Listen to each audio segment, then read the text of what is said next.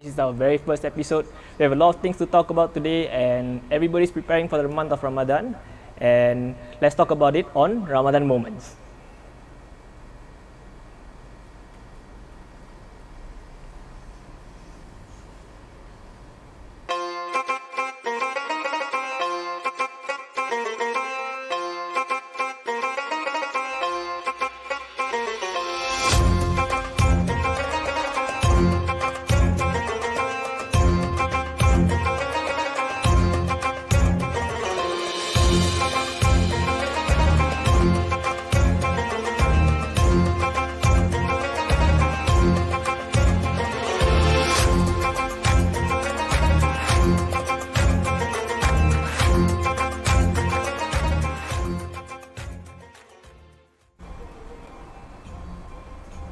Okay, Assalamualaikum everybody, and welcome and thank you for tuning in to our very first episode of Ramadan Moments.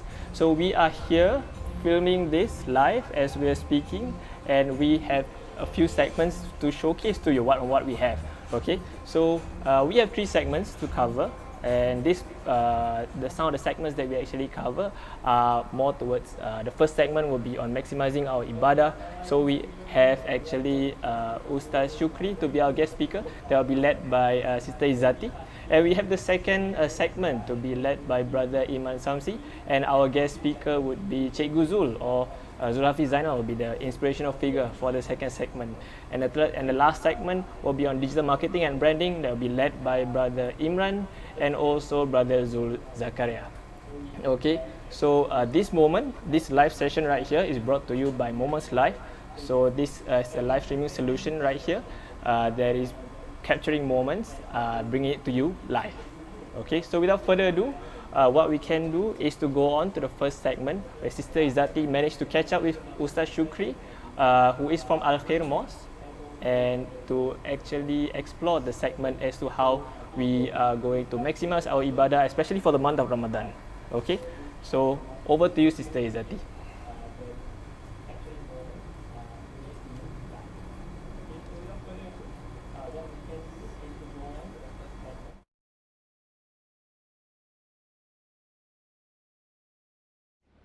قال سبحانه وتعالى في محكم كتابه: أعوذ بالله من الشيطان الرجيم بسم الله الرحمن الرحيم وإذا سألك عبادي عني فإني قريب أجيب دعوة الداعي إذا دعان فليستجيبوا لي وليؤمنوا بي لعلهم يرشدون. Allah subhanahu wa ta'ala said in Surah Al-Baqarah, verse number 186, and when my servants ask you, O Muhammad, concerning me, indeed I am near. I respond to the invocation of the supplicant when he calls upon me.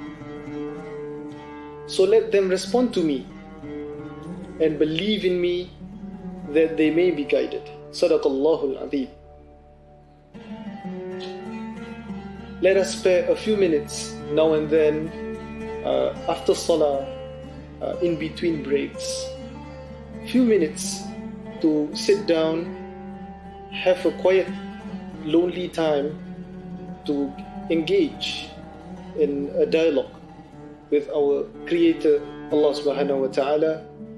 Let us make dua, and let us maximize and increase the making of dua, because He is the only one who will answer our prayers.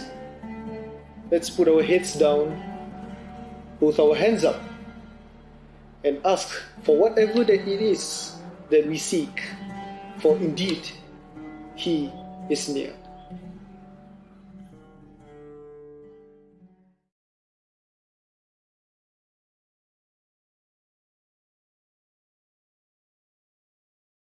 Thank you for joining us. Izzati Ismail, and you're watching HeartTalks in the program Ramadan Moments.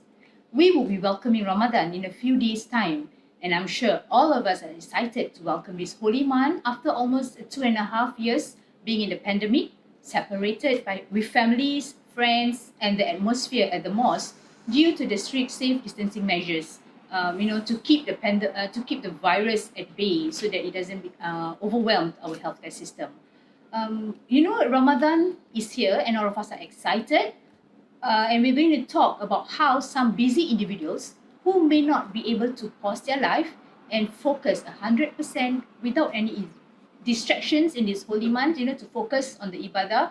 There are individuals who are working shifts, individuals pulling extra jobs because their work were affected during the pandemic, individuals who are probably taking care of their sick family members, and maybe just individuals who are just gotten married, having young children, and they're staying away far from their family. So we're going to explore how can these individuals want to reap the benefits of doing acts of ibadah in the holy month and yet feels constrained with time, with energy. All right? So today, here we have with us Ustaz Syukri, an Executive Youth Development and Community Engagement with the Al-Khair Mosque. Welcome to the talk show. Thank you so much for having me here today. It's our pleasure to welcome you here and have a chit chat, about Ramadan that's coming up. Yes, mashallah. I think because with the easing of current SMMs for everyone here, we are hoping to slowly get back the old Ramadan vibes that we missed so much, so dearly for the past 2 years that we have missed. Yes, some of my friends, we call this the Ramadan high. Ramadan high. Yeah. Also, it's like a drug high. Yes, it's a halal. It's a halal version. Okay, It's high because you get social interactions, the gatherings in majlis ilmu, knowledge, and then you get the high from food and drinks. That is definitely true. When we tend to overeat sometimes. It's like you can be high on food also, but it's a good high lah. So alhamdulillah. So let's hope we are able to get this good high in 2022. As you mentioned, it's a great way to welcome Ramadan. The announcement by our Prime Minister very recently, groups in 10, I think a higher capacity for mosques now to welcome congregants. Higher capacity for mosques, so we are able to cater more Jemaahs to come and perform their Tarawih prayers at the mosque together with us. So as you mentioned, now that the mosques are able to welcome more congregants for the special prayers, the daily 5 prayers as well as the extra prayers that we do during Ramadan, we want to refresh our viewers. In this pandemic, visiting the mosque is no longer just like, okay, dah buka, we break our fast, we eat a little bit and okay, let's walk for Tarawih. You have to prepare. Right now, mosque visitation is no longer like, okay, let's go to the mosque. And then, and then we are at the mosque. Right? It's very restricted. This is a new normal. True, correct. So, being in the new norm, mosque visitations are restricted. We have a lot of obstacles, that I can see obstacles that we face when we want to visit the mosque. We are not able to face the mosque freely. So, the thing is, with the ease of the upcoming SMMs, the announcement made by our Prime Minister, it actually allows us to, gain not fully but slightly a bit more from the freedom that we used to have to visit the mosque. There's an increase in capacity. We are able to cater to more Jemaahs coming in. So for Al-Khair Mosque, probably about how many are we talking about? I think the range is about 2,000 to 3,000 Jemaah. Okay. We are looking at catering as much Jemaah as possible that is allowed. With there's the capacity limit is still there, but we are looking at the amount that is allowed for us to cater to. So because of this, we are able to cater to more Jemaahs who apparently maybe last year feel unhappy or feel unfair regarding the fact that because the Tarawih booking slots were very limited. Very limited, and then you cannot book the slots daily, right? Yes, because you have to give way to others so that true. there's more. You are only allowed to book, I think, how many nights in one frame. I forgot what system we put for this but 2 years and ever-changing SMMs, the right? new systems and people coming, telling us how unhappy they are and they want to come and make prayers at the mosque restricted. But now, with the easing, everyone is able to book and come to the mosque to perform the Tarawih with us. Alhamdulillah. Of course, the one that thing that doesn't change is they need to be vaccinated. Yeah, right? true. So full vaccination is still needed. Trace together, safe entry checking is still needed. Masks, because it's indoor, masks, and then because we practice the no social distancing, so mask on, and also you have to still bring your own prayer mats. Yeah. Okay, alright. So viewers, take note. Okay, you're going to the mosque. You need to be vaccinated. Have your trace together token or app. Yes, correct. Bring your own prayer mat. Cool. Okay, and because you're talking thousands, probably at the maximum number of jemaah prayer congregants. So probably you would like them to have taken their wudu at home. Possibly? Yeah, I mean, it is recommended to have your wudu at home first before coming to the mosque. I mean, it saves you that trouble of having wet masks while you are praying, right? Because you take your wudu already. But I mean, you are still able to take wudu at the mosque. Yeah. But it's highly recommended that you take your ablution at home first and then make your way to the mosque. Mm-hmm. That's something that we're looking forward to. And then Tarawih prayers, I know that these are still being figured out while we talk, because this new measure that has been announced. But do you think that when they come in, what's the any bookings that needs to be done? Because this is very interesting. Okay, when I was reading the comments on Facebook, there are two sides of this. Some actually like the booking system because they say it is more efficient. And some youngsters, they probably like the structure because you have a spot. That there's a work frame around it. Yeah, correct. I mean, most might do away with booking. What do you think? Yeah, you can look at it as, because pre-COVID we have cases whereby mosques cater to a huge amount of congregants whereby the congregants will be performing the prayers at outside mosque premises. Yes, correct. They try to squeeze the roadsides of the roads. Yeah. So this booking system apparently helps preventing that happening. Everyone, it ensures that everyone who has a booking prays in a proper dedicated prayer space, which is good. But the downside of having the booking system is that you cannot allow everyone in. So there are still we're still bound to face people who is going to be unhappy with this system because it's some sort of a restriction for them. I want to go to the mosque at my own free will. Yes. It's the mosque. It belongs to the community. I should be able to enter anytime I want, leave anytime I want. You cannot control my entry or exit. Things like that. We face people like this. But there's only so much we can do. Yes, on that note, I mean, we see from their point of view, because changes are not easy, and especially for as a community as diverse as us, because there are the elderly, there are the youngsters, there are family men, there are the women who are single women. They probably want to stay pray in Jemaah, but they are not married yet. So to cater to everyone, it's very difficult. I can understand that. So in Ramadan, for people who may not be able to visit the mosque as frequently as they could, or as easily, or like you mentioned, as free will as they could, But actually, what can you say to these people that how can ibadahs also be at home and can be as beneficial as the one that they're doing in the mosque? I mean, does Ramadan has to be this big act of worship with things that are like you said, Syed Masjid, be in dedicated spots in the mosque, or how would individuals who may not be able to attend mosque or be part of all these extra ibadahs during this holy month? What can you say to them, and what can they do by themselves at home in whatever limited time that they have? Okay, mashallah. I think this question a lot of us can relate to, because I think we can agree that due to the pandemic, everyone, the word busy has a new definition for it nowadays. Just like we have a new normal, there's a new busy, right? There's a new type of busy, when in the past when people say, oh, I'm busy, or you just have something on, or you have something to do.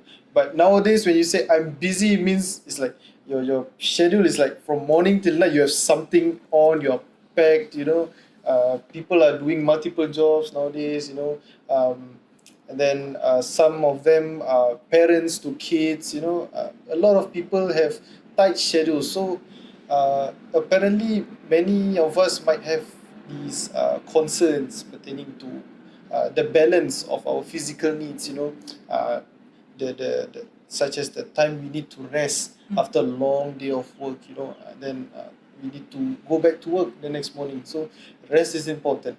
That's physical needs, but then we also need to balance our spiritual needs, especially with the arrival of Ramadan. So this blessed month of Ramadan, where everything is multiplied, we are rewarded tenfold. We are trying to find ways to maximize our ibadah so that we do not face loss by the end of Ramadan lah. I mean, it's 1 month, it's 30 days. It just goes by without saying hello or goodbye, right? Yeah. I mean, if you have a guest over, at least the guest says hello at the door, you have them come in, you talk to them, then they leave, you say goodbye. But Ramadan just comes and go. It doesn't wait for anyone. So there are a few ways actually that we can maximize our ibadah, inshallah. I will share with you. I mean, in hopes that it is beneficial for everyone here, inshallah.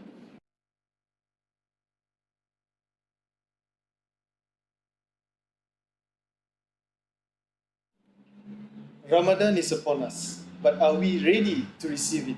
Bismillah walhamdulillah wassalatu wassalamu ala rasulillah amma ba'd. Assalamualaikum wa rahmatullahi wa barakatuh.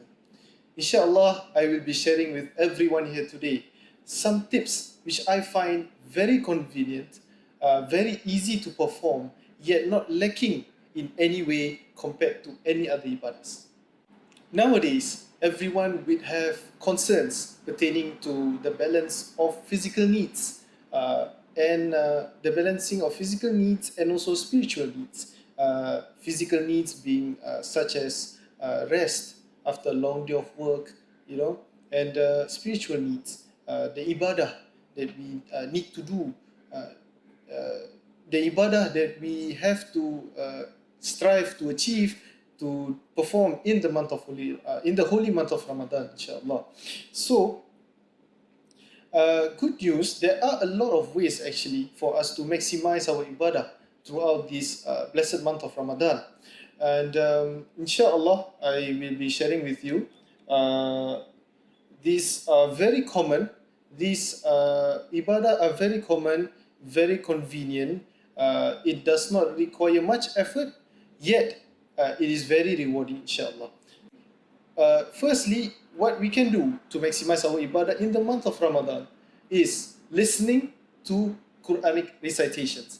Okay, so we have heard a lot of ayats in the Quran and also ahadith of Prophet Muhammad sallallahu alaihi wasallam stating that reading the Quran brings us a lot of rewards. But did you know listening to Quranic recitations also are rewarding factors? I mean, listening to the Quran is also being rewarded. Allah subhanahu wa ta'ala says in the Quran, Surah Qaf, verse number 37, A'udhu billahi minash shaitanir rajim, Inna fi dhalika ladhikra liman kana lahu qalbun, aw alqa as-sam'a wa huwa shahid. Which means, indeed, in that is a reminder for whoever has a heart or who listens while he is present. So, when we listen to the Quranic recitations, not only are we being rewarded for the act itself, but we are also receiving reminders. The act of listening to the Quran itself serves as reminders for those who are listening to the words of Allah subhanahu wa ta'ala. So listening to Quran recitations are simple and convenient. Why? Because we do not need a dedicated time to listen to Quran.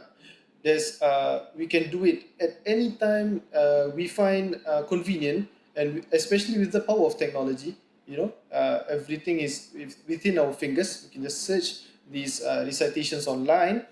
We can listen to it, while cooking, on our way to work, during lunch, tea breaks, at any point of time, or even for those stay-at-home parents, work-from-home parents. You can switch it on and just leave it on at home, while you are doing your daily task. You can always listen to the Quran. Inshallah, let us practice this together. Secondly, to maximize our ibadah in this holy month of Ramadan, is to make lots and lots of dua. Allah subhanahu wa ta'ala says in Surah Al-Baqarah, verse number 186, وَإِذَا سَأَلَكَ عِبَادِي أَنِّي فَإِنِّي قَرِيبٌ أُجِيبُ دَعْوَةَ الدَّاعِي إِذَا دَعَانِ فَلْيَسْتَجِيبُوا لِي وَلْيُؤْمِنُوا بِي لَعَلَّهُمْ يَرْشُدُونَ.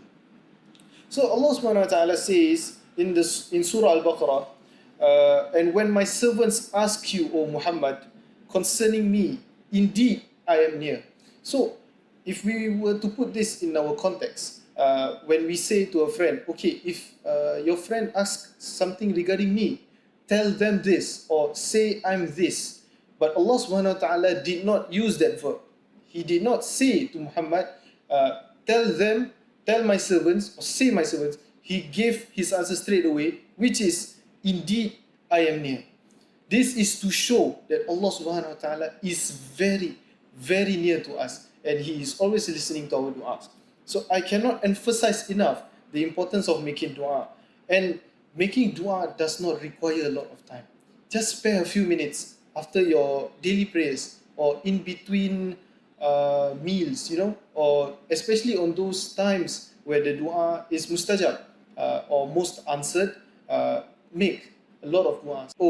Ask Him for whatever that it is that we seek, for indeed He is very near. And to put further emphasis on this is that this ayah or this verse in Surah Al-Baqarah is located in the middle of two verses which are related to Ramadan and fasting, which further emphasizes the fact that this dua is one of the most convenient ways to actually maximize our ibadah throughout Ramadan. Thirdly, sadaqah. Sadaqah or charity or alms. It's something that we seem to underestimate. It could be that it involves, giving part of the wealth that we do not have much to begin with. But let us remind each other that giving sadaqah is actually the actual opposite of what some people might think. We may not see the rewards. We may not see the rewards physically or immediately. We may not be able to see these rewards, but believe it, my dear respected elders, brothers and sisters, sadaqah does have its rewards for us, and it does go both ways. So the Prophet ﷺ mentioned in the hadith narrated by Imam At-Tirmizi, Man fattara sa'iman, whoever provides the food for a fasting person to break his fast with, kana lahu mithlu ajrihi, which means then for his is the same reward as his, which means that the person who gives the food will receive the same reward as the person who receives the food to break his fast. غَيْرَ أَنَّهُ لَا يَنْقُصُ مِنْ أَجْرِ الصَّائِمِ شَيْئًا, without anything being diminished from the reward, which is the reward of the person who gives the food to the fasting person. This is also a gentle reminder for us to pay our zakat during Ramadan. So this somehow summarizes the whole topic of sadaqah. It is something that is practical and something that is encouraged for us to do on a daily basis, not just in Ramadan, but it is also one of the most convenient ways to maximize our ibadah throughout this blessed month, inshallah. And finally, the most easiest, the simplest way of maximizing our ibadah in Ramadan. It does not require wealth. It does not require you to give anything to anybody. It does not require you to spare a lot of time. It does not require you to go anywhere. It does not require a dedicated location. The greeting of salam. Spreading the greeting of salam is also a very, very rewarded ibadah that we can perform throughout Ramadan. Rasulullah ﷺ said in a hadith narrated by Abu Hurairah, قال رسول صلى الله عليه وسلم لا تدخلوا الجنة حتى تؤمنوا. You shall not enter paradise until you believe, and you have not believed وَلَا تُؤْمِنُوا حَتَّى تَحَابُّوا, and you have not believed until you love one another. أَوَلَا أَدُلُّكُمْ عَلَى شَيْءٍ إِذَا فَعَلْتُمُوهُ تَحَابَّبْتُمْ. Shall I tell you of something that you can do to make you love one another? Okay, so the hadith started as you will not enter paradise until you believe. But to achieve of being a believer, you have to love one another. So Prophet Muhammad ﷺ is sharing in this hadith with us one way that we can love one another to achieve that believer status and to enter paradise, inshallah. And that is Afshu salam bainakum. Afshu salam bainakum. Spread the greetings of salam amongst yourselves. So this hadith shows that a simple greeting to a brother or a sister in Islam is a very, very rewarding ibadah. So even if you are packed, if you're busy with your daily tasks, with your schedules, with your children, spreading the greeting of salam, that simple Assalamualaikum, it only requires 1 second. It only requires you to open your mouth, look at another sister or another brother and say Assalamualaikum, and you receive that reward already.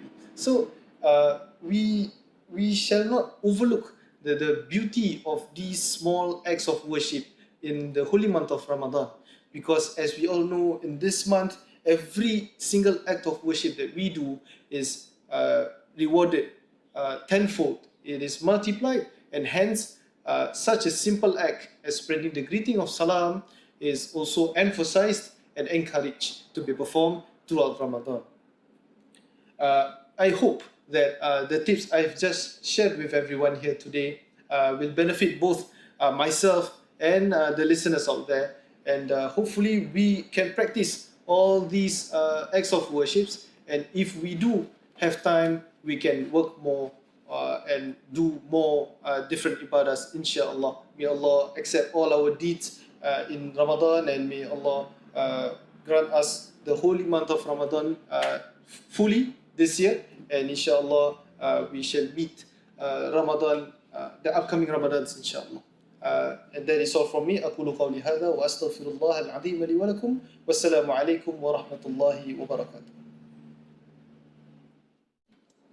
Thank you, Ustaz Syukri. That was a very excellent sharing points done by you for the busy individuals. If I would like to summarize, point number 1 is about always listening to the Quran. You may not have time to recite, but listening is also part of ibadah. Making lots of dua, regardless of the language, viewers. Okay, if you're more comfortable in Malay, you may do it in Malay. If you have children around you, you may teach them or get them involved in the dua making. If you are a revert, if you just join our deen, in whatever language that you're comfortable with. And then the acts of sadaqah. We always heard about this. Even a smile is a sadaqah, right? Correct. Yeah. So little acts of sadaqah, but consistently. I think in Islam it's always emphasized that you need to be consistent, right? Istiqamah. Yes. And last of all is the spread the greeting of salam, mashallah. If you think of it, how beautiful Islam is, every little things, if you can say, you listen. If you can listen, you just need to smile. That is the beauty of Islam. Thank you so much, Ustaz Syukri, for joining us and giving some pointers to the busy individuals what to do in Ramadan, because everyone wants to reap the rewards of Ramadan, as mentioned by you. You wouldn't want Ramadan to come and go without us welcoming Ramadan stay in our life for 30 days. Thank you so much, Ustaz Syukri. No problem. Okay, if I may close today's session, I would like to share one more hadith with everyone. It's a hadith narrated by Abu Hurairah. Prophet ﷺ said, "Man sama Ramadana imanan wa ihtisaban, ghufira lahu ma taqaddama min dhanbi." Which means, the Prophet ﷺ said, he who observes fasting during the month of Ramadan with faith while seeking its reward from Allah subhanahu wa ta'ala will have his past sins forgiven. So while we strive to maximize the ibadah that we do throughout this Ramadan, I would like to just remind everyone here, all of us, listeners, to always strive for the best. make sure that we treat this Ramadan as if it's our last. You know, when we treat it as our last, we will always do the best of our abilities to maximize what we can do and reap from this Ramadan, inshallah. InsyaAllah. Okay, viewers, that's the end of today's episode of Heart Talk. Let's bring it back to Hakim. Over to you, Hakim.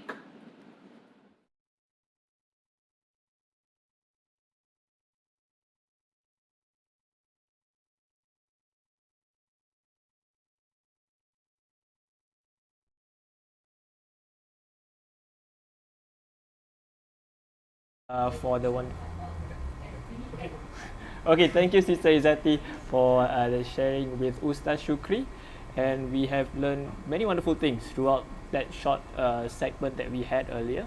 So on how to maximize our ibadah over the month of Ramadan could be as simple as just saying salam and also greeting one another, and will be multiplied multiple folds in the month of Ramadan especially. So don't miss out on these opportunities as well. Okay. And moving on to the next segment. We do have the next segment called Inspirational Individual, and we do have it led by Brother Iman Samsi, and our guest speaker for that individual would be Cikgu Zul, who is a prominent figure in among youth and also amongst teachers as well. So he'll be sharing a thing or two about how he leads his life, and we may be able to learn a thing or two as well, based on his career and also as a family man as well.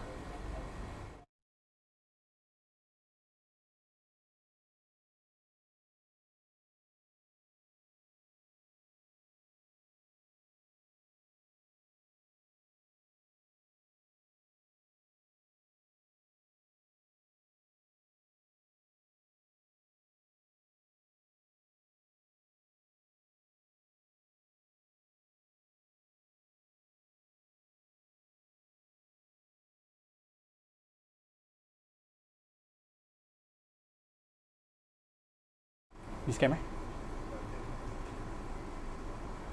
Hai. Assalamualaikum warahmatullahi wabarakatuh. Bismillahirrahmanirrahim. Alhamdulillahirabbil alamin. Wassalatu wassalamu ala asyrafil anbiya'i wal mursalin sayyidina Muhammadin wa ala alihi washabihi ajmain. Alhamdulillah. Thank you everybody for joining us in this first pilot edition of Ramadan Moments.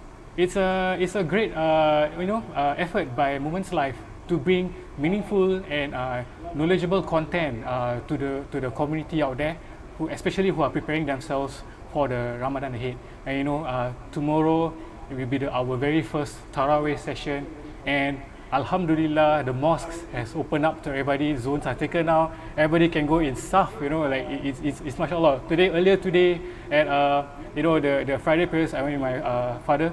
We managed to join in the day one solat right in front, and it feels so great to be able to be there again. The last time that we had that was a long time ago, 2 years.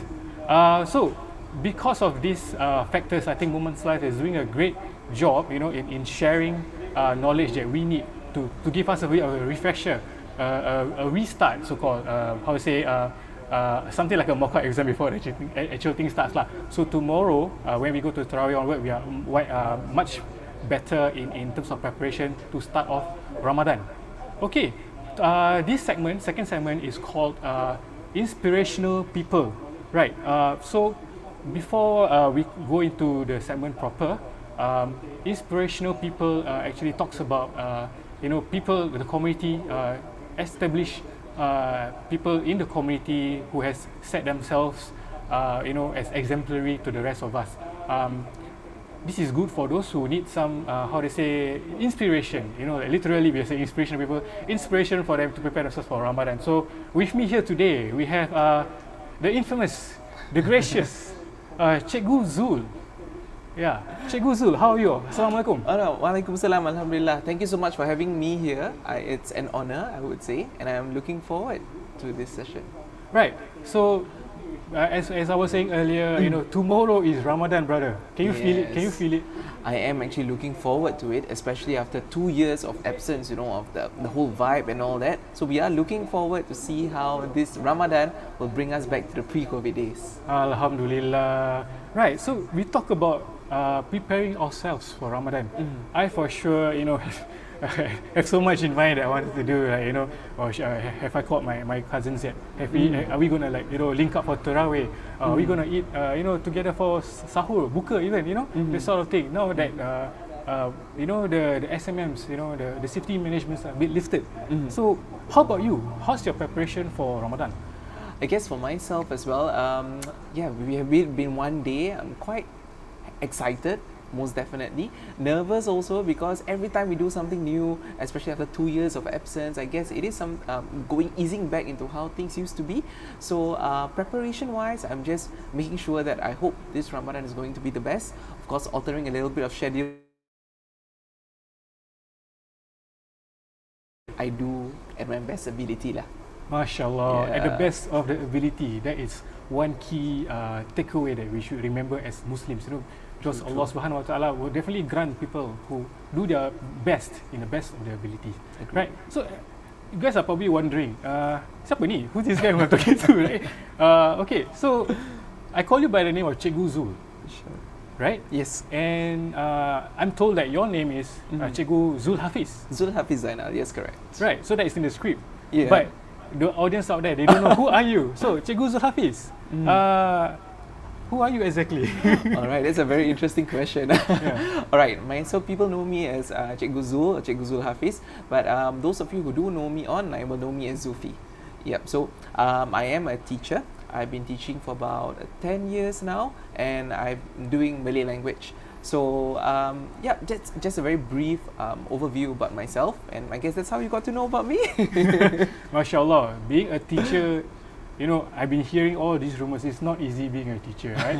You know, it requires the additional attention to detail. You know, I heard even the schedules are not that perfect. You know, you know, and even better, you require passion, the extra passion, just to, you know, to be a good teacher in school. So let's talk about that. Let's talk about the passion. What made you choose to be a teacher as your passion and also as your career? Alright, I think from the very beginning, I sort of knew that I wanted to do something that is not desk bound. I wanted to interact with people, and since young, I liked teaching. I was a math coach, if I'm not wrong, for primary school, and then I taught reading to primary school students as a secondary school student. So I always knew that this interaction was something which I liked. Yeah, then I decided, as I moved on in my career, in my later stages of my life, when I was really asked to choose, I was like, why not? You know, since I've already shown the interest, might as well go ahead and try. MashaAllah. Yeah. Teacher, a passionate person who actually wants to teach, you know, and it's not just a career option, but as something that you want to do. Agree, you yes. know? And I believe you actually bring back this teaching, you know, the passion to teach, you know, the energy, you know, you bring it outside, you know. I heard you even do, you know, you're a public speaker, you're a host, and of course as a teacher, you're naturally a mentor to many people, among other things that you do outside. So what made you gravitate towards all these activities?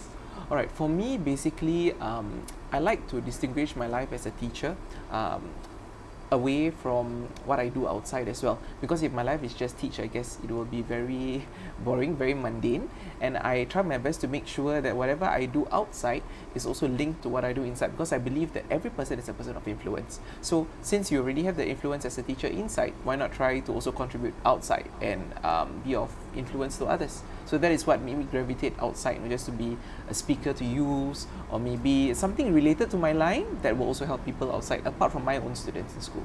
MashaAllah. You know, being a teacher, you already have so much time in school that you need to focus on, and then you bring it outside, you know. And you know, the best part of all of this, when we were looking for somebody inspirational to interview in this Ramadan Moments, we heard that somebody is actually a recipient. Listen to this, It's a recipient of the Arif Budiman Award. You all know what is it? Have you all heard about it before? Okay, we don't really watch the news. I mean, personally, I don't really watch the news, but this is something which is, I think, a highlight in our community, because Arif Budiman sounds like a big description right there. So maybe you can help me explain. You know, because I saw a photo of you receiving this award with somebody important. Right? So, I see. what is the Arif Budiman Award all about? Alright, so this Arif Budiman Award is actually an award given, and it's on a national level every year, given to Malay language teachers who are supposed to be exemplary and outstanding in their line of duty. So I was nominated for this award last year in 2021 by one of my students, and Alhamdulillah I made it through all the way, because it is a process. It's not immediately you are given this opportunity or this title, but along the way with the panel interviews or whatsoever, then Alhamdulillah they deemed me fit for this particular award, and hence I received it at the end of last year. MashaAllah, you know, having an award, you know, I mean, it's not like you're winning first race, you know, in you know, like primary school, right? You go for that race with your friends, you know. Arif Budiman Award sounds like something which you have to take a lot of time in, right? Agreed, I mean, yes. it's been evaluated in certain aspects. Yes. Right, so let's talk about evaluation part. I mean, Okay. everybody has the best of knowledge, for example, right? I mean, we all learn and study, and of course, we aspire to be more knowledgeable over time, right? But Arif Budiman is not just that, right? So, what are the things or skills that is required to actually earn this particular Arif Budiman Award? Alright, generally, as the name suggests itself, the teacher has to be Arif as well as Budiman. So if I were to translate it in English, Arif basically means someone who is knowledgeable, and someone who is willing to seek knowledge and not just be contented with what he or she currently knows already, be it in terms of what he teaches or in terms of the pedagogical aspect. So that is the Arif component. And Budiman is basically someone who wants to contribute to society, someone who wants to create impact, a positive impact to people around, on top of whatever he does as a teacher. So generally, I guess that were the two main criteria for this particular award. Right. So having such criteria is important in how to say, in the organisation aspects, in selecting the right person for this award. So Cikgu Zul has been awarded such graciousness, you know, to carry this Arifness, you know. You know, it's not that easy to be able to be granted such award. So let's deep dive further into teaching. Okay, right? sure. You're a teacher in a public school, right? Is it true? This is what I heard. All my friends are telling me, you know, I've been hearing it everywhere. Is it true that teaching is only a small part of your job? Is it This true? is a very, very interesting question. Okay, it's teaching only a small part of my job. Well, to be honest, it kind of maybe about 20% of what I do in school. so Alright, why do I say yeah. 20%? Because on a day-to-day basis, I start work at about 7:30, I end about 5:30 or 6, and out of all that time, I guess only 3 hours is dedicated to being in the classroom. So the rest of the time is actually the other roles that I have as a CCA teacher, or maybe lesson planning, meetings, conducting what's it called, the guidance periods or whatsoever with our students. So all this other thing encompasses the journey of a teacher or the role of a teacher, and that is definitely beyond what we usually see in the classroom, or beyond what we usually hope that a teacher expects. Not like just teaching, but it's definitely not so lah. Sounds like a tough schedule for you every day at school, right? Every day is a different schedule, basically. Yeah, I mean for us students, for be like, oh, there's PE, you know, or there's like history. But I think for the teachers themselves, I mean, those who are listening in, the teachers out there, you probably agree with us. Like, you know, teachers, I mean, as spoken by Cikgu Zul, you know, you guys are literally program officers, right? I mean, Yes. you're dealing the whole entire program the entire day. Correct. Yeah, so nobody actually leaves work early lah. We can't really leave our work early per se. Work is always going to be present, but I believe what is important is that we know when to work and also when to do the other things lah. You know, because if we keep thinking about it, I guess work will never end as a teacher. You know, the exam setting, this and that, but it's really about managing your time and making sure that you fulfill the other aspects of your life apart from just teaching, I would say. MashaAllah. If you really listening to what Cikgu Zul earlier said just now, he mentioned one important factor, and I think as a Muslim, we should also remember time management. Okay, it's easy to understand time management, like, okay, you're gonna wake up and then you just have lunch, or for example, and then after that, at the end of the day, you just go to sleep. But you know, Muslims, we pray 5 times a day, right? I think there are some audiences out there who are not Muslims who are joining us in this show, so they're probably curious. Okay, what do Muslims do during Ramadan, right? They're preparing now. It's like 2-3 days before Ramadan, they're preparing. So what they actually do? How do they manage their time? You know, they go to work, you know, and then after that, is the activity done? Like you say for us Muslim during Ramadan we have to wake up for sahur. Wake up for sahur is like 4-5 a.m. and then we still got our first morning prayer. You agree with me? Yes, correct. And then after that we have to prepare for the day, right?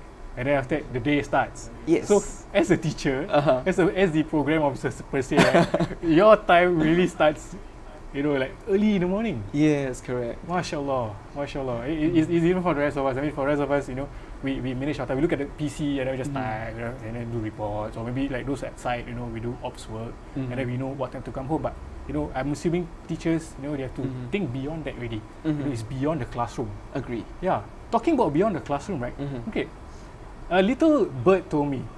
Wow, you have many birds and a lot of other things. A little bird told me you're actually very active on social media. The bird is for obviously Twitter or Instagram, Facebook. I see. Right. So, what made you start using these social media platforms? I mean, you're a teacher, right? Right. When I first started using social media, it was basically because I wanted to just connect with my former students. I didn't like the idea of just having to teach them and then leave after that, and then not knowing what happens after that. So that was when I started social media, because I just wanted to keep in contact with them. But I realized that with this account that I have with my former students, it actually also played an important role in my current students' life, because my students are digital natives.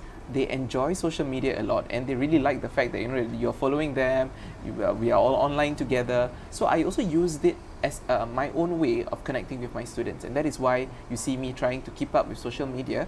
Actually, to be honest, not so much for myself. I don't really post much about my private life on it, but it's really just to make sure that I maintain that connection with them. And that is why I'm on social media.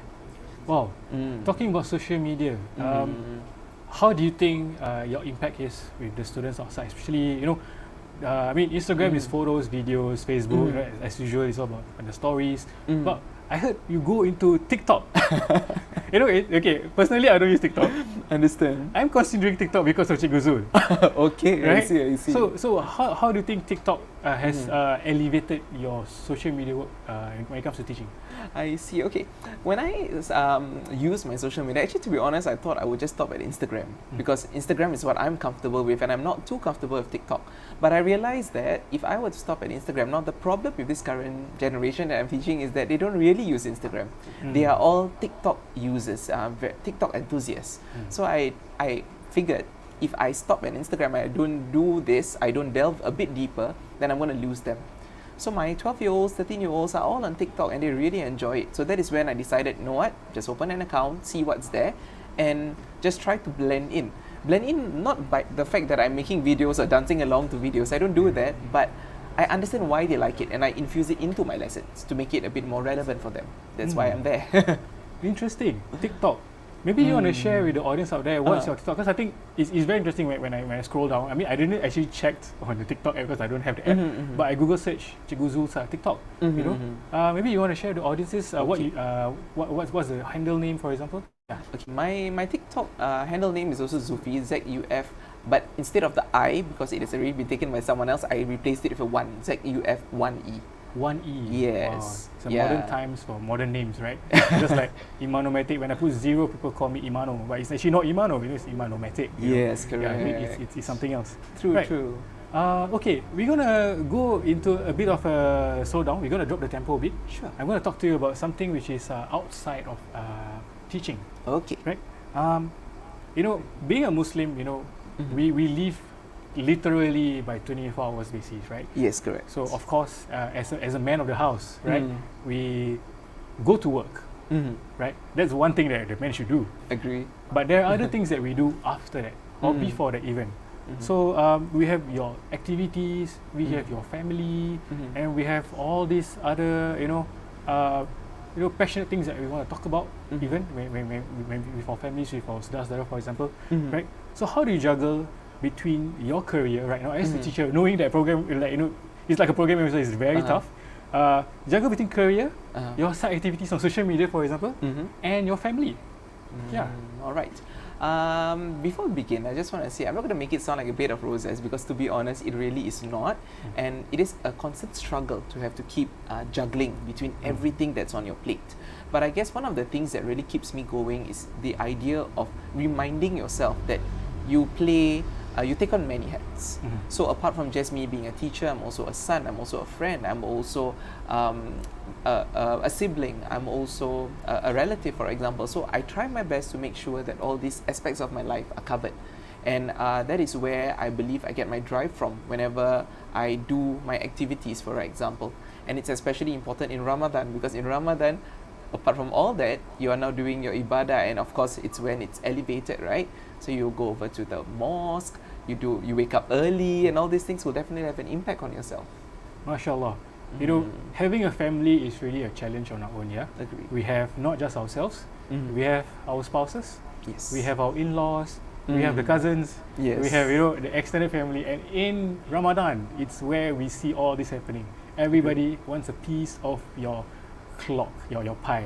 If your clock is a pie, you know, everybody wants a piece of that action, right? Agree, yes, yes. So let's talk about time management, right? Sure. And I'm sure as a Muslim, it's easy to track time if we track by prayers, for example, right? And in Ramadan, there's even more additional prayers, so you can actually divide it accordingly.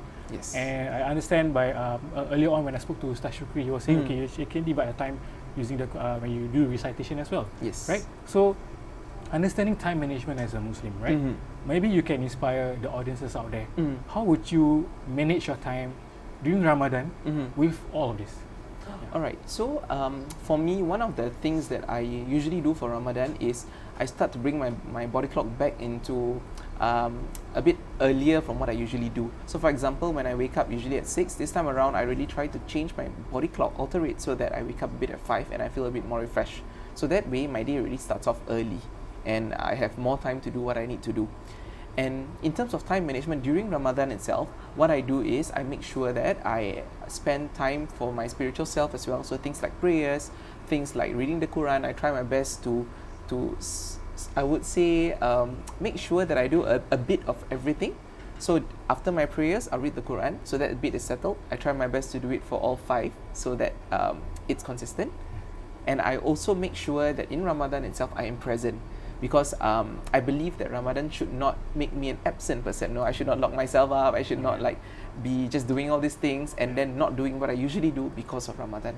So I remind myself of all these little things that I have to do, and I manage my time accordingly to make sure that I am on par or on task with what I have planned out for myself. MashaAllah.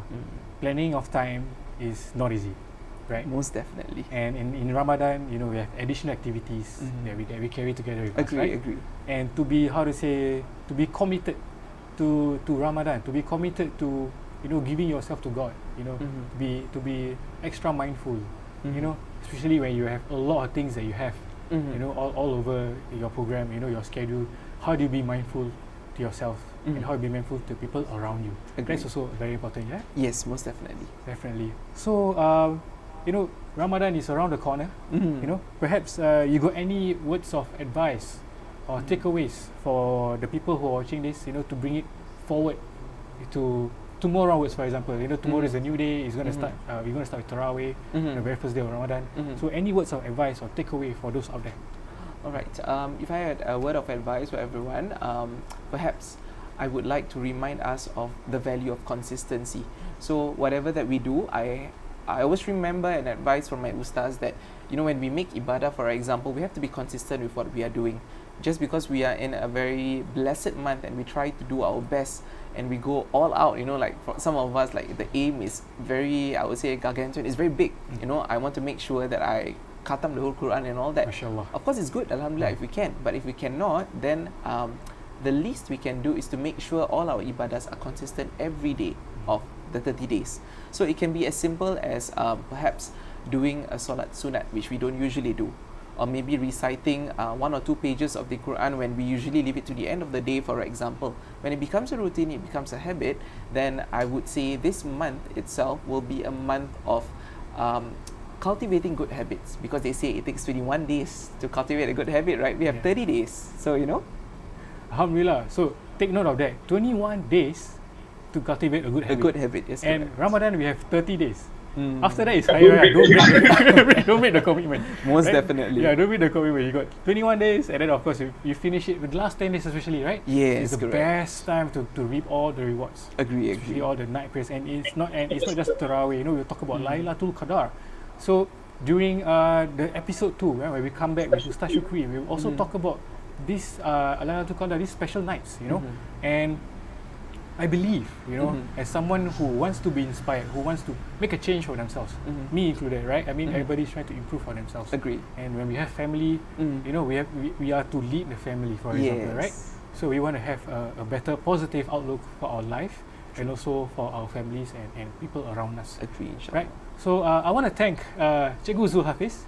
Thank you so much. Yeah, thank you so much for coming on to Ramadan Moments, the talk show to prepare ourselves for Ramadan. And inshallah, during episode 2, we will have another guest who will also be sharing with us tips, tricks, and how to, you know, finishing the last leg of Ramadan, the Lailatul Qadar.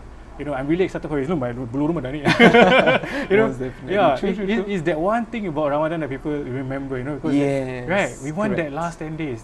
Yeah, You the know, last 10 days are always yeah. the most, I would say, one of the very, very lively, you know. Yeah. We seek the night of Lailatul Qadar.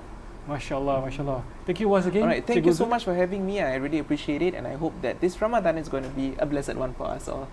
Amin, amin, ya rabbal alamin. Alhamdulillah.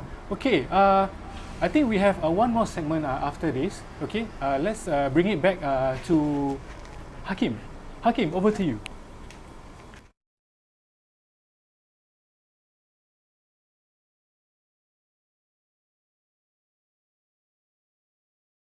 Thank you, Iman, and also our guest speaker for the previous segment, Cikgu Zul, and also Brother Iman Samsi. Okay, so they have a lot of talking points that they have during the segment, and a little bit of summary of what they had discussed over was mostly a lot revolving around time management, on how we can change our habits throughout the month of Ramadan. So it takes 21 days to form a habit, right? So we have 30 days, so why not make full use of it, right? In that case, we also heard about his inspirational journey on how he made a passion into his career, and how he has to juggle between multiple roles. Firstly, as a career man, and he is also a family man as well. And he's also the award recipient for Arif Budiman, and that speaks a lot from what he has in terms of delivering his teachings and also curriculum to the school, and also empowering youth outside to be able to look at him as an inspirational individual. So I'd like to thank Brother Iman and also Cikgu Zul for sharing that segment. And moving on to the next segment that we have, the next segment will be led by Brother Imran. So Brother Imran will be joined by Brother Zul Khairi, who is a marketing specialist from NEU Entity, and he is joining us virtually on this next segment. Okay, so without further ado, let's move towards Brother Imran. So Imran, take it away.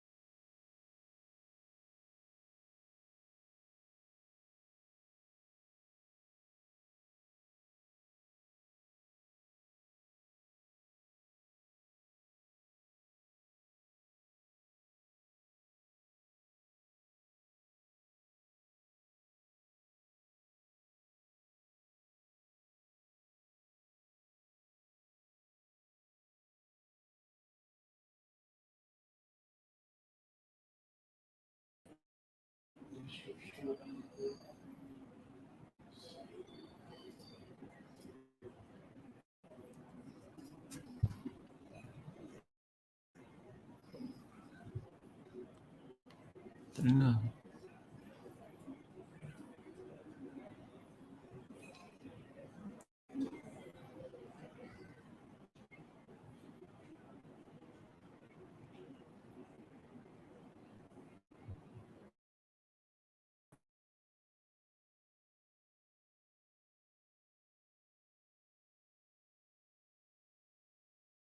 And the next one might be actually the home-based business as well. So these different businesses, they will have their own decisions to make, and we're going to see a lot of exciting new ideas coming forward. So for this particular segment, I have specially invited Zuhai, sorry, goodness. You see, so excited for this, get tongue tied. Zuhari Sakaria, Zul Zac from NEU Entity, and he's here as the marketing specialist to share with us his insights.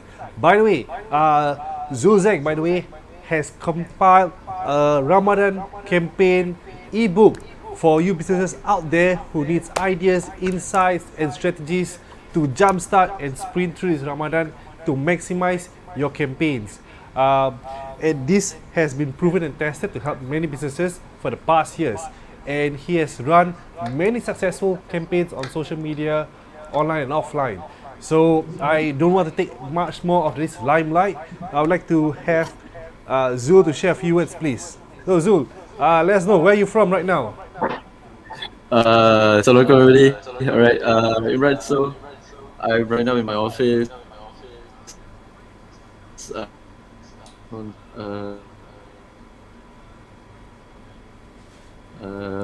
So doing this through virtually here in the office. Yep. You're virtually there. You're from the NEU Entity studio, right? Yes, I'm at the NEU Entity studio right at the Bustro Street here. It's very crowded today. Okay, can you share with us how's the scene there? Oh, it's very busy today. The bazaar just opened today, so it's very crowded, and just now only the light show is starting. So there's a lot of crowd down here actually. Fantastic. Zul, I'm curious, what are you excited about for this Ramadan?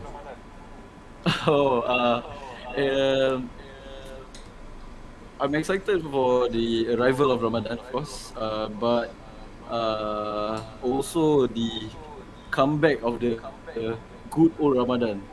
The bazaars are back, measures are slightly lifted, then also we also have now Tarawih. So yeah, I think the good old days are sort of back, so yeah.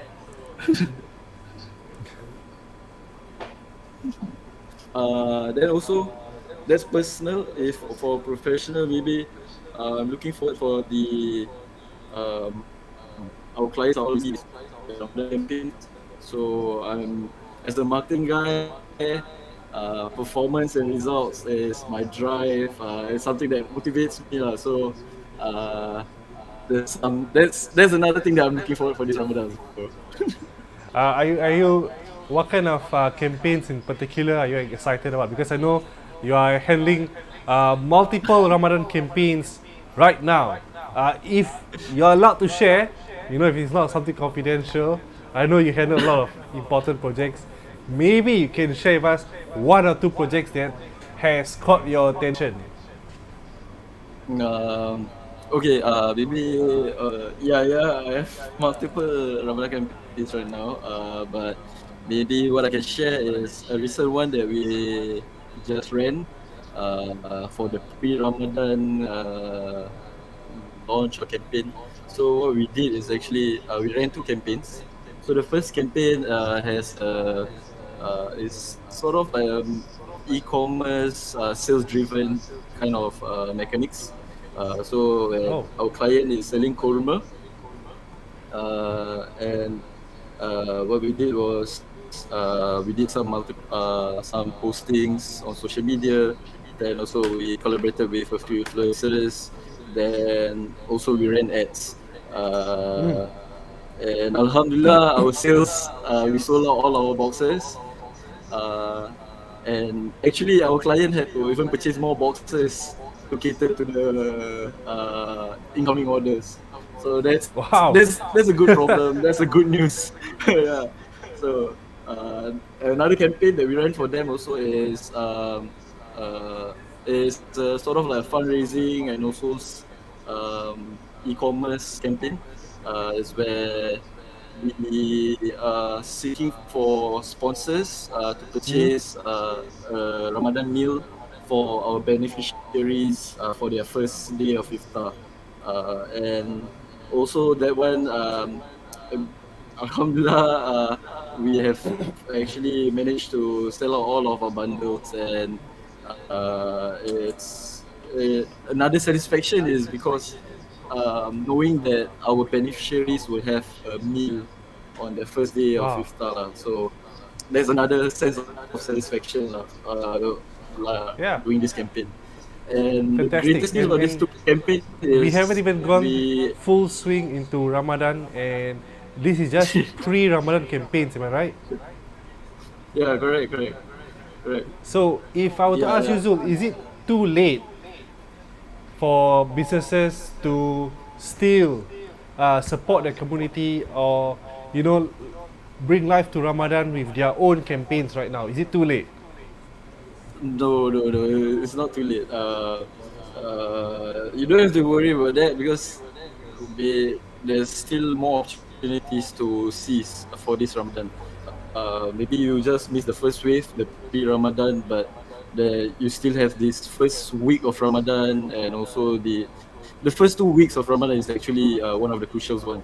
Yeah, so there's still more time. Maybe you can take this another 1 more week to plan now and strategize for your upcoming 3 weeks, and even follow up through Raya.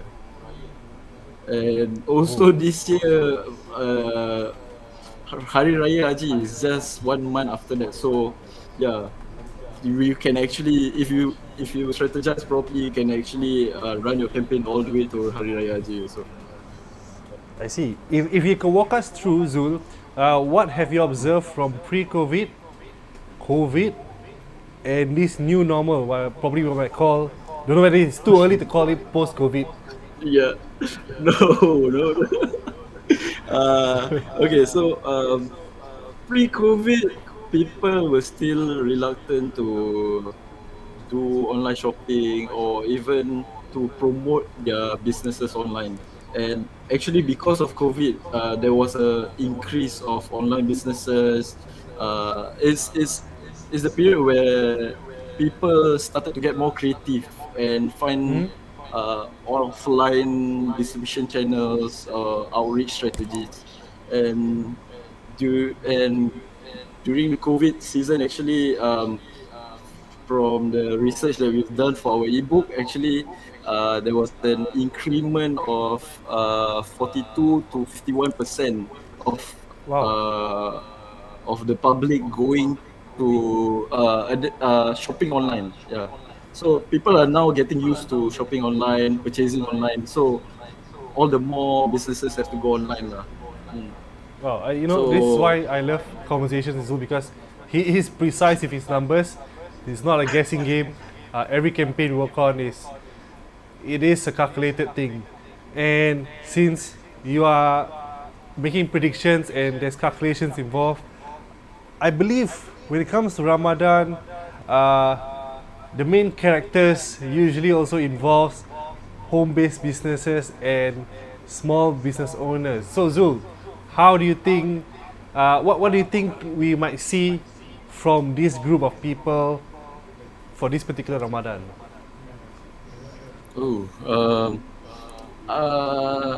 I think they have already started adapting online strategies last year especially, but for this year maybe they can go slightly more aggressive, offline and online, and also with the new technologies, they have more options, more platforms to explore, like TikTok, Instagram, and even live streaming. Live streaming now is available on almost all platforms, and we've seen multiple individuals that are successful on live streaming. They do their selling during live stream. So yeah, carry on with the momentum and just push a bit more harder. And I think what they need also is to package their message well and try to slot in some Ramadan angles, and and win during this Ramadan period lah. But Zul, I remember I had this conversation with you whereby seems that things are opening up. People want to get out. Do you think these home-based businesses are still able to have that same market share that they enjoyed last year? I feel definitely they will still have the same market share if they have built their brand, their businesses since last year. Then also carrying on the momentum on to this year, and with the situation now, I don't see why the home base or the small businesses would suffer. All the more I feel that they would bloom during this period if they have planned their campaign, their Ramadan campaign well. I see. And maybe one word of advice. What do you think they should not do instead? Should not do. I think during Ramadan, most businesses have this stigma where they feel like my business is not suitable to promote during Ramadan. So it's not about your product; it's about how you angle your brand message or your product message. So, for example, like if you are selling a car, like it has nothing to do with Ramadan, but maybe if you message it well, like maybe imagine driving to your cousin's house or your relative's house in a brand new car. Is that trying too hard? Yeah, I don't think so. It's just all about angling your message according to the trends, according to the seasons. Then I'm sure you are able to market during any seasons or any period of the year. So it's interesting because you are saying whereby you should frame your narrative towards Ramadan, but your product itself, you don't need to adjust. For example, if I'm correct, I should not be creating a promotion whereby you buy a car, you get 1 kilo of ajwa kurma. I think that's you get one whole basket of dates in the back seat. Is that a good product offering for Ramadan?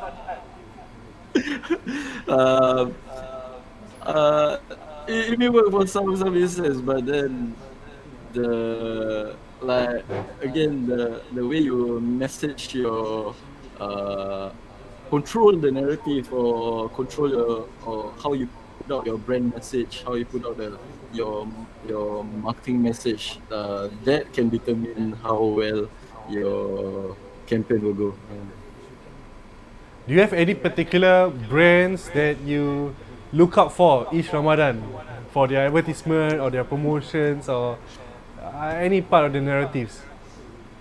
I don't know. Okay, for Ramadan, growing up, I've always loved Malaysia's Petronas Hari Raya. Oh yes, Ramadan popular advertisement. Petronas. Yes, and Petronas has nothing to do with Ramadan. It's just how they message their campaigns. That makes it memorable all the way until now. Yeah, so that's exactly what I meant lah. So angling and controlling your messaging, that's how you win during the Ramadan campaign or any other festive seasons. So you are saying the product doesn't need to change, but you work your message around it. Yes.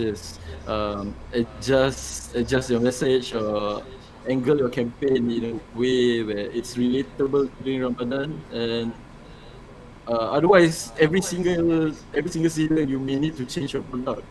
So it doesn't make sense. Yeah, it's better if you control or. I think it's easier for certain industries to adapt quickly for their products, but if not, you're just trying too hard. Am I right, Zul? So, yes, Zul, agree.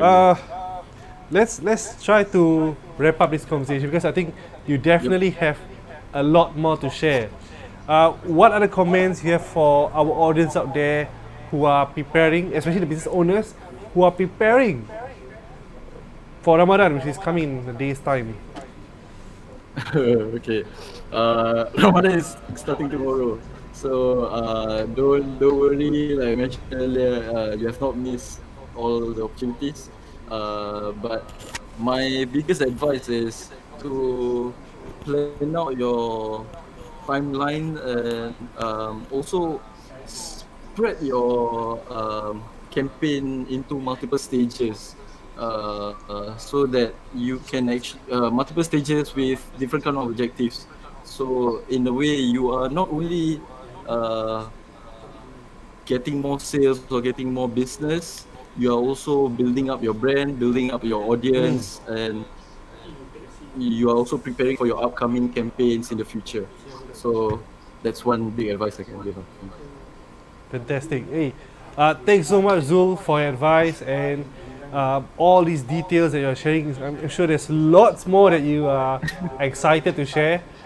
If someone wants to catch you for a cup of coffee after iftar, how can you do that, Zul? All right. So you can reach me out on Facebook or Instagram at Zul.Zac, or you can always find me at NEU Entity. I'm always here. As you guys can see, at this hour I'm still in the office, so I'm at NEU Entity. Just look out for NEU Entity and you can find me. And also don't forget, we also have the Ramadan ebook. There's a lot of information and some strategies that you can use. So you can find it at entity.com/Ramadan 2022. All right, thanks so much, Zul. Appreciate taking the time off your busy schedule because just for you guys' knowledge, Zul is working nearly round the clock because he's handling multiple Ramadan campaigns which are going to be launching simultaneously. Am I right, Zul? Yes, So, yes, definitely.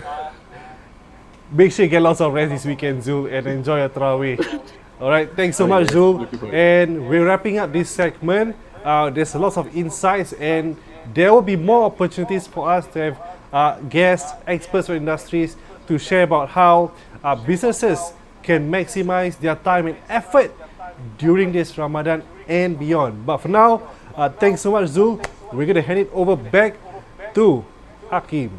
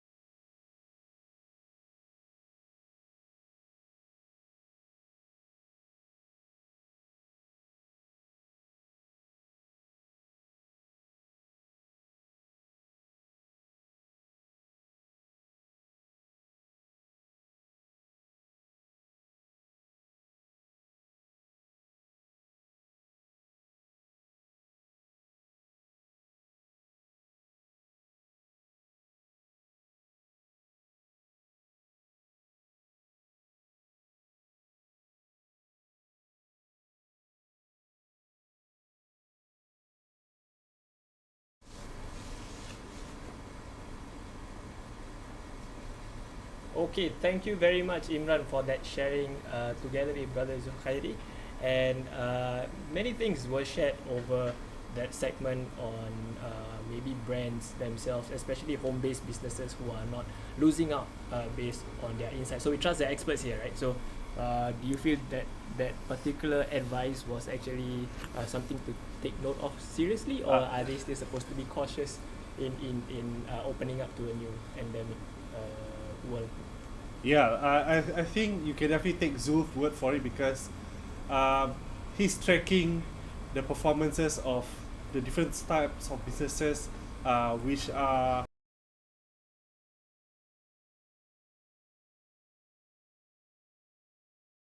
the pandemic, and also now when things are opening up. And all I can say is these businesses have to make their decisions fast, and at the same time, like what Zul said, they should not be thinking short term just for Ramadan, because if they are a bit more opportunistic, they realize that the campaign, that Ramadan is not not the finishing line, but just the starting point for the next few seasons that's to come. I see. That will be interesting insight for that. So we would like to thank Brother Zuhairi from the marketing specialist from NEU Entity, who has been sharing insights together that is led by Brother Imran. Just an example of an interesting event that he shared on an advertisement on Petronas. So for Petronas has nothing to do with Hari Raya, but they managed to pull it off. The most popular one, right? So we see if you still remember the popular one, I remember this Petronas advertisement. The burung pipit advertisement. The burung pipit. Burung apa tu, Pak? So we can see like the messaging strategy is very important. You don't have to buy a car, but sure, if you get 1,000 kurma ajwa along the way with it, like why not, right? So that could be a marketing strategy that is used here. So this is the end of the all three segments that we have.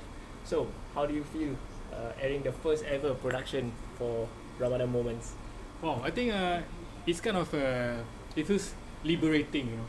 Finally, we're able to share all this knowledge, you know, especially earlier on when we hear from Ustaz Syukri, right? Sometimes we forget certain things, right? So now we hear and we have examples right in front of us, right? And we are able to deliver that. It's quite hard because we can't really rely on one source, right? And we want to be more knowledgeable over time, so we have more sources to check back, to remember, to understand, to learn from. Correct? Agree. I'm sure as a teacher, you will agree with me when you have to teach. When you teach something, you have to with many references, right? Yes, most definitely.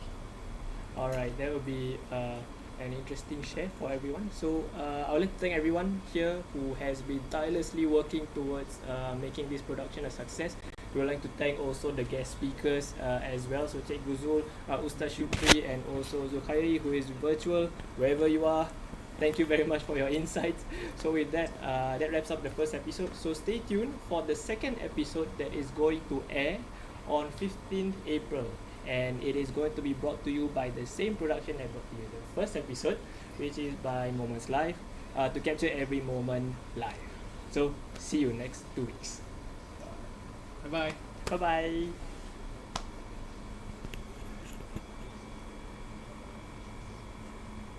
All right. Good job. Play video.